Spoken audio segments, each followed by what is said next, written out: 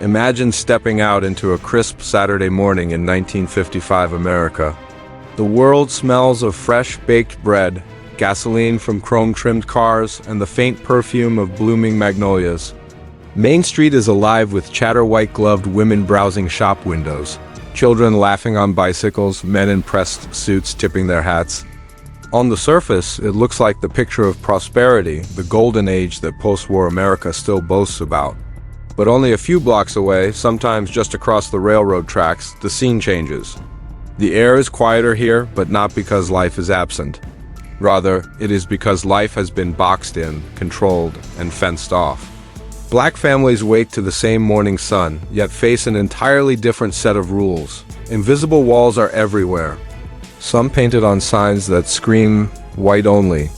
Others stitched silently into the fabric of daily life. In this America, even the smallest thing, a cup of coffee, a seat on a bus, a swim on a hot day could carry the heavy weight of humiliation and danger. You did not need to break the law to be punished. You only needed to exist in the wrong space at the wrong time with the wrong color skin. It's easy to think of segregation as something that happened only in courthouses or at schoolhouse doors, but the truth is it was in the ordinary moments that its cruelty cut the deepest. This was not just about politics or laws, it was about bread, water, restrooms, and dignity. It was about being told every single day that you were less than. Let's talk about 5 everyday items, things you might use without a second thought today that, in the 1950s, were battlegrounds for human dignity. These objects carried the quiet but crushing message, you do not belong here. And yet, in every instance, Black Americans found ways to push back, not always with marsh or court cases, but with small, steadfast acts of courage. The first is something you might hold in your hands every week without thinking, a simple loaf of bread. In towns across the South and even in certain northern neighborhoods, Black customers entering a grocery store knew they were entering enemy territory. The signs might not always hang from the door, but the rules were understood. A Black shopper could be made to wait until all white customers had been served, no matter how long it took. They might be refused certain brands, especially the freshest bread or milk, because those were reserved for white families. In some stores, if a Black person touched a loaf, the owner would refuse to sell it to anyone claiming it was contaminated. It wasn't just about food, it was about sending a message. If bread, the most basic symbol of nourishment, could be withheld from you, then so could the right to live a full and equal life. Yet, despite this, Black families survived by creating their own supply chains, buying from Black-owned bakeries, pooling resources, and supporting one another in ways that defied the system. These loaves, baked in small neighborhood kitchens, carried not just yeast and flour, but pride and resistance. The second object seems almost too plain to be a weapon of segregation, a public drinking fountain. To a child, a water fountain is just a place to cool off on a hot day. But in the 1950s, for a Black child, approaching the wrong fountain could spark a confrontation that stayed burned in memory for a lifetime. The white fountains were often modern, shiny, with cold, filtered water. The colored fountains, if they existed, were usually rusted, warm, and poorly maintained. For many Black children, the humiliation wasn't just in being told they couldn't drink from the better fountain, but in learning to swallow that injustice without protest, because protest could lead to far worse than thirst. One man, years later, remembered standing on tiptoe at age 6, drinking from the colored fountain at a gas station. The water tasted like metal, and when he looked over, a white boy was sipping ice-cold water from the sparkling chrome fountain just a few feet away. That distance, the few steps between the two, might as well have been 1,000 miles. Yet, in backyards and community centers, Black neighborhoods built their own spaces, where fountains and water hoses flowed freely, where children could laugh without fear of being told, "You don't belong here." The third item is one many of us see as a symbol of leisure and freedom: the public swimming pool. Summer afternoons in the 1950s meant poolside fun for white families, where diving boards splashed under the weight of carefree children. But for Black communities, the pool was a locked door. If a town had a colored pool, it was often small, crowded, and dangerously undermaintained. In some cities, rather than integrate, officials chose to drain public pools entirely, turning them into empty concrete shells rather than allow black children to swim alongside white ones. The cruelty was deliberate, and it extended beyond policy into deep psychological harm. Water, something that should be a source of joy, became a source of exclusion. But black communities found other waters, creeks, lakes, hidden swimming holes where the danger was not chlorine but nature itself. Parents taught their children to swim there, passing down not just survival skills, but the belief that they were entitled to joy, even if it had to be carved from the margins. Then there is the public restroom, perhaps the most humiliating reminder of the color line. Traveling in the 1950s for a black family meant mapping not just roads but survival. Gas stations and diners often had 2 restrooms, or only one, and you knew immediately which one you were allowed to use.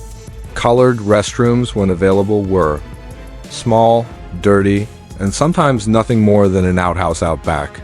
Many black travelers carried their own supplies: soap, towels, sometimes even portable chamber pots, because they knew there might be nowhere safe to stop. The shame wasn't in needing to use the restroom. The shame was in being told that your need for dignity was less important than someone else's comfort, and yet families managed.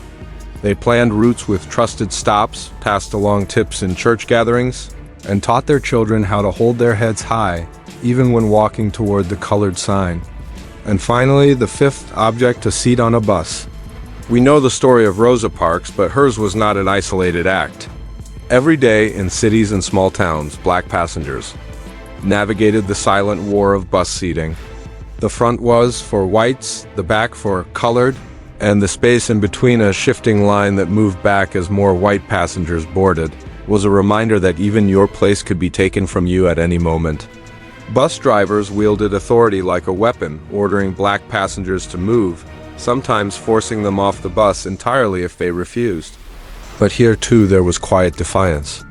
People like Rosa Parks were part of a larger fabric of resistance, men and women who, long before the cameras came, sat down where they weren't supposed to, walked miles to avoid buses entirely, or endured insults with the silent knowledge that they were not the ones in the wrong. By the end of the 1950s, these small acts: buying bread from a black-owned store, teaching a child to swim in a hidden creek, refusing to move to the back of a bus, had built into a current of resistance too strong to be ignored. These were not just battles over bread, water, restrooms, and seats. They were battles over the right to exist fully in a country that claimed freedom as its foundation. And while the 1950s are often painted in shades of nostalgia: poodle skirts, jukeboxes, drive-in theaters, the truth is more complicated. For black Americans, it was an era of resilience forged in the fire of daily indignities. It was a time when every ordinary act could be an act of courage, and every small victory a step toward a future they might not live to see, but which they believed in fiercely. By the dawn of the 1960s, the air in America felt different. You could sense it in the way people walked, in the way conversations changed behind closed doors, and in the way black communities carried themselves, not with newfound dignity, because that had always been there, but with a sharper, more visible demand for it. The battles of the 1950s had been fought in grocery aisles, on bus steps, and beside rusted drinking fountains. Now, in the 1960s and 1970s, those same spaces became the front lines for transformation. The humble loaf of bread, once a silent reminder of humiliation, was becoming a symbol of power. As boycotts took hold across the South, white-owned stores that had long refused equal service began to feel the sting of empty aisles. In places like Montgomery and Jackson, black families doubled down on buying only from black-owned businesses. This was not just about where the bread came from. It was about who controlled the flow of money, who fed whom, and who decided the worth of another person's dollar. Small bakeries that had struggled in the shadows began to thrive. For some families, passing down a bread recipe became a quiet declaration: we will feed ourselves. Drinking fountains, too, began to change. The physical white and colored signs started to vanish, sometimes removed by law, other times simply pried off by the hands of young activists late at night. Yet even after integration on paper, the wounds remained. Many black parents still hesitated to let their children drink from a public fountain, haunted by memories of rust and ridicule. And yet, the day a child could run up to any fountain, press the button, and drink cold water without a second thought, that was a victory that didn't make headlines, but mattered more than words could capture. Swimming pools told a harsher story. While legal segregation crumbled, the scars here ran deep. White resistance often took cruel new forms.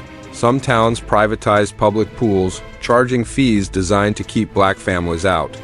Others simply closed pools entirely, replacing them with tennis courts or parking lots. In response, black communities built their own Havens YMCA branches. Recreation centers, backyard pools where laughter echoed without fear. There were stories of black parents teaching their children to swim not only as a skill, but as a lesson. You deserve this joy. Never let anyone take it from you. Restrooms, one of the smallest but most personal battlegrounds, slowly opened to all, at least legally.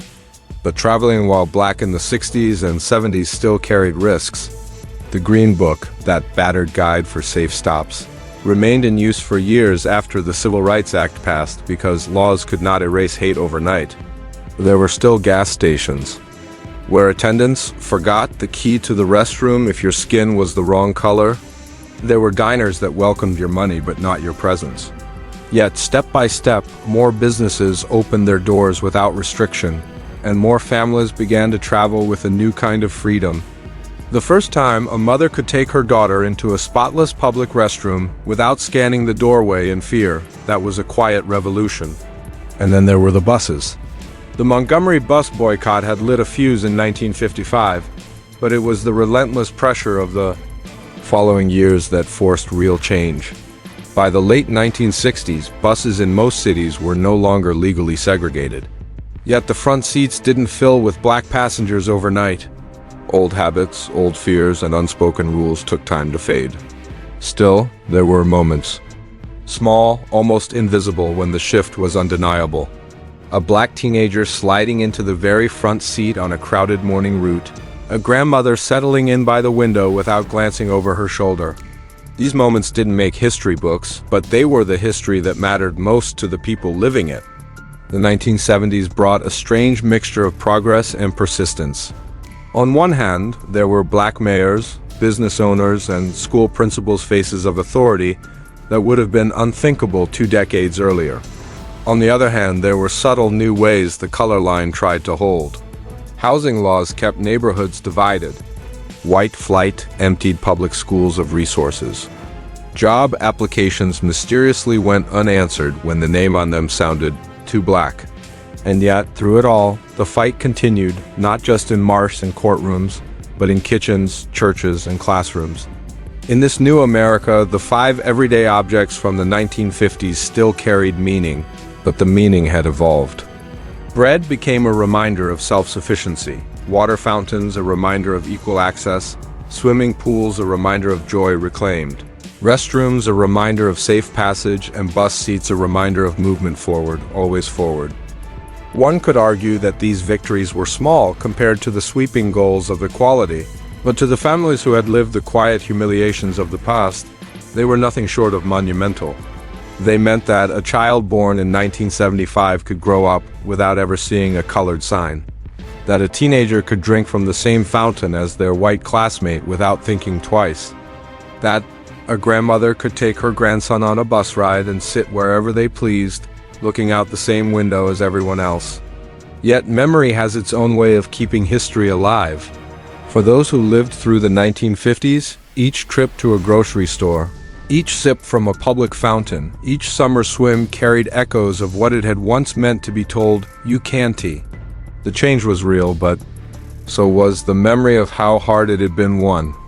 Looking back now, it's easy to see the 1950s as another world, entirely a time locked in black and white photographs, far removed from the world we live in today. But the truth is, its shadows still stretch into our present. The quiet battles fought over bread, water, restrooms, and seats weren't just about those things. They were about the deeper truth that dignity cannot be given. It must be claimed, and claim it they did, through patience and defiance, through whispered plans and public stands, through the simple act of living fully in spaces designed to shut them out. That is what life was really like for Black Americans in the 1950s and how they carried the lessons, the scars, and the victories into the decades that followed. So the next time you take a sip from a fountain, step onto a bus, or buy a loaf of bread, remember, these things were not always free. Someone paid for them not in dollars, but in courage. And in that courage lies a history we must never forget.